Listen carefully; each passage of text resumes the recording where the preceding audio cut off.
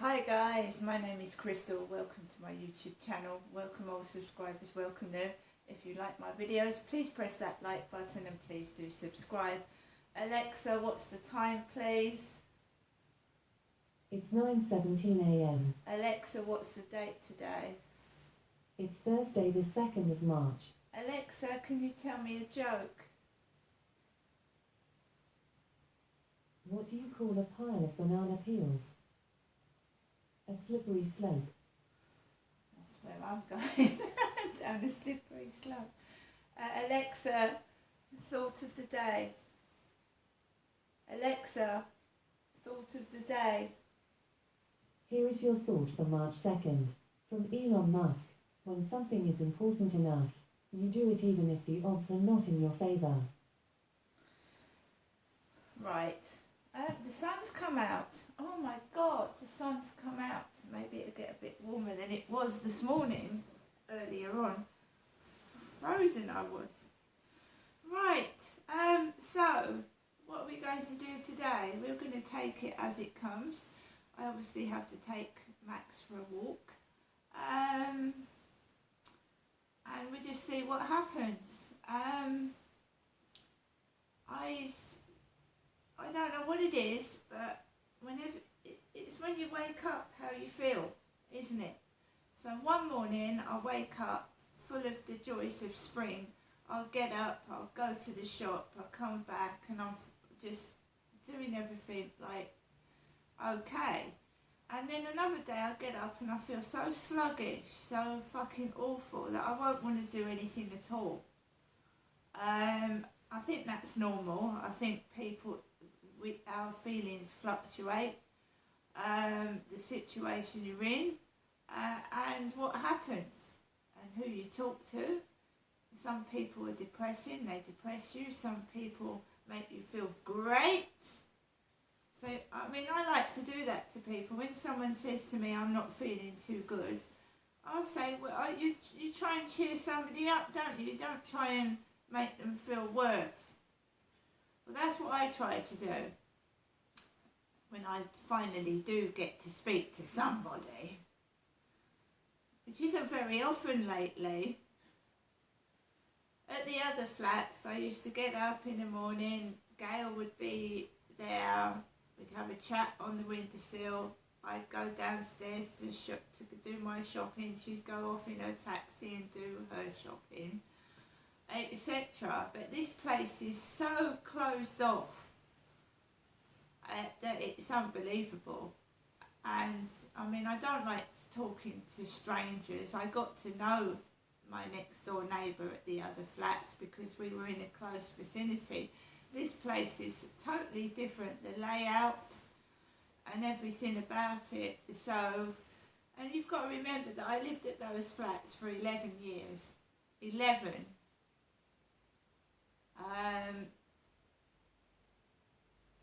So, you know, I knew people. I'm finding it very hard here, difficult. I've got my dog, and if it wasn't for Max, I would just close myself off completely and just stay indoors. And I don't really want to do that. So I'm glad I've got Max. I mean, oh dear, oh dear, oh dear, oh dear, oh dear. Maybe when the weather gets warmer and the sun's out and I'll feel a bit better, eh? I do hope so. Alexa, can you put LBC radio on, please? LBC London from Global Player. Over to some of the people that have been thrown out on the streets because they can't. Well, hang on. Where's Andrew going to live? No, I'm serious. If we're evicting Andrew from, what is it called, South Lodge or whatever it's called, where Royal Lodge, where's he going to go? Where's Andrew going to go? Are you having a joke with me? No. I mean, there's plenty of problems. I'm sure he's not. I'm sure. Come on, let's. Royal Lodge, I'm sorry, Royal Lodge it's called. I said called South. Oh, it was said meant to be like Southall. That's why I called it Southall. Sorry, so on you go. There's plenty of problems. Yeah, but look, are you against the principle of a monarchy? Well, listen. If I say yes, then I must be a terrible person. Of course, I'm. No. No, of course you're not. No, I respect Okay, you.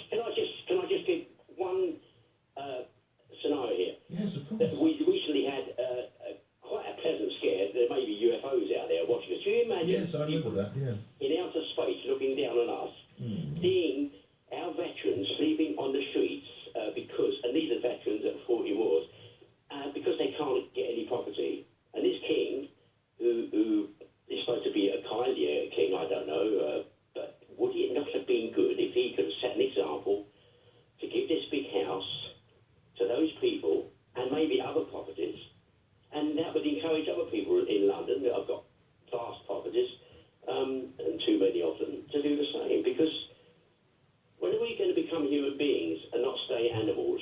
Because that's what we are. We're being animals, aren't we? Okay, I think we're going out a bit on the World Wide Web here. How are we being animals? Well, maybe that's wrong for animals, but normally animals go in and scavenge and take what they can. Well, you know, we have a pledge on this show, lastly, John, from the Veterans Minister, Johnny Mercer. Every veteran currently homeless will be in a home, or some of them, of course, have emotional issues, but be offered accommodation by year end. We have that promise, John. No, that's good, but there are also... There are other people, of course, yeah. Of course. Yeah, they're on the streets, and these vast properties are just sitting there and waiting. And there's one man, this what's it? Oh God, I've forgotten his name now. The one that was involved in the sexual problems, Andrew. Yeah. Prince Andrew. Right. But why does he need such a large place? Well, it's 5 bedrooms. Of course, that's large. But in the context of someone who was in line possibly to be on the throne and was the elder brother of the king, I think a 5-bedroom cottage is probably what you'd expect, many would say. John, thank you. Shall we come back to the story of Matt Hancock? And earlier this morning, a statement was released. We're not going to give it all because it's quite lengthy, but I've asked my colleague Henry Riley to read a key part of it. I'm hugely disappointed and sad at the massive betrayal and breach of trust by Isabel Oakeshott. I am also sorry for the impact on the very many people, political colleagues, civil servants and friends who worked hard with me to get through the pandemic and save lives. There is absolutely no public interest case for this huge breach. Isabel and I had worked closely together for more than a year on my book, based on legal confidentiality and a process approved by the Cabinet Office. Isabel repeatedly reiterated the importance of trust throughout and then broke that trust. That's part of the statement released earlier, which just goes to show that Matt Hancock makes some appalling decisions. Whether you question the wisdom, as I think you probably should, of handing all your WhatsApp messages, or WhatsAppery as I'm going to call it, to Isabel Oakeshott, who is a fantastic journalist. This isn't a word against Isabel for a moment. She's a tremendous journalist and she is an absolute story getter. But she is known to be quite a staunch critic of lockdown. During the time, she wrote articles. So why would you give all that material to someone who you know viewed lockdown as a mistake? Why would you do that? And now why would you try and say there's no public interest? This is, you oaf, a classic public interest story. Now, yesterday, OBC's political reporter Henry Riley spoke with Councillor Ian Holder. He's a Conservative councillor in the West Suffolk constituency that Mr Hancock represents, of course, as an independent. And he said that Hancock, had moved on for his constituents, and it's time for him to resign. I think the local party, and certainly local council I speak to, have moved on from him. He's obviously moved on from his constituents. The fact is that Matt Hancock's there in the papers again. He's our local MP, and the Conservatives, with all the associations he had with the Conservatives, could actually do without it. Would you rather he just resigned as an MP now? Well, yes, I would have done, but he should have done that when the Gina Gate, or whatever it was called, came out. That would have been... Stop. Yeah, there's a lot going on at the moment. There's Matt Hancock, and there's I got a message to my phone or a notification saying that King Charles had evicted Prince Harry and Meghan from Frogmore Cottage, is it? I don't think they were living there anyway. They're in America, aren't they? I mean, there's more news than this. There's people homeless, there's people starving, there's a lot of other things going on. All these people are rich. You're talking about them, you're making them more famous, they're getting more and more money, and the homeless, there's more homeless, there's people starving, there's people struggling to live, right? Help them. You know, help them. Matt Hancock went into the celebrity jungle. Matt Hancock's loaded. King Charles is loaded. Prince Harry and Meghan Markle are loaded. They're all publicity, aren't they? They're writing books. Prince Charles has written, well, King Charles as he is now has written a load of books. They've got money coming out of their fucking ears. All of them. Why don't you talk about people that really deserve talking about, to be honest? And Prince Andrew, right? It's just scandal after scandal with the royal family anyway. And how they just hold their heads up high, whatever is thrown at them, which is fair enough. But it's just scandal after scandal. I mean, what's going to come out next? I mean, it's just a joke.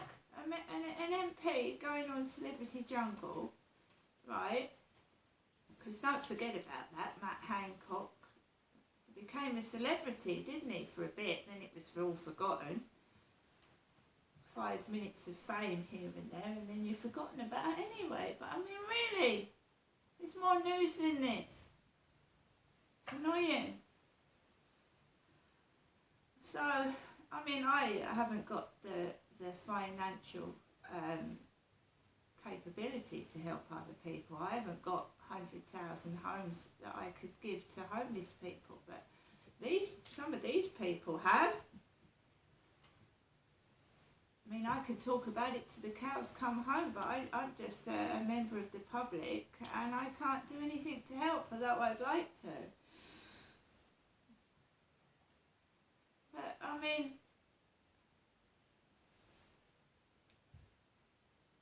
won't stop, it'll go on and it'll go on. There's kids not able to get their first homes when they you know, it's a disaster. And we're discussing a family that's rich as fuck and couldn't care less, to be honest. Well, they couldn't, could they? Because if they did, they'd be doing something to actively help. I mean, going around having a cup of tea with somebody is not helping the homeless or the needy, is it? Some of these people can't even get a cup of tea to drink. I don't care what people say about me. It really doesn't bother me. But whereas other people will hide their true feelings, I'm just going to speak what I feel. And we this country, Great Britain, helps other countries, and there's people in our country that are starving and needy, especially children, and it's disgusting. We're one of the first countries to help other countries, and I've got no problem with that, but we have got starving, destitute, homeless people in this country. Shouldn't you look after your own? It's okay helping others, but help your own country, your own starving and your own poor as well. And do you realise that the royals and the MPs that take flights to other countries, how much does that cost?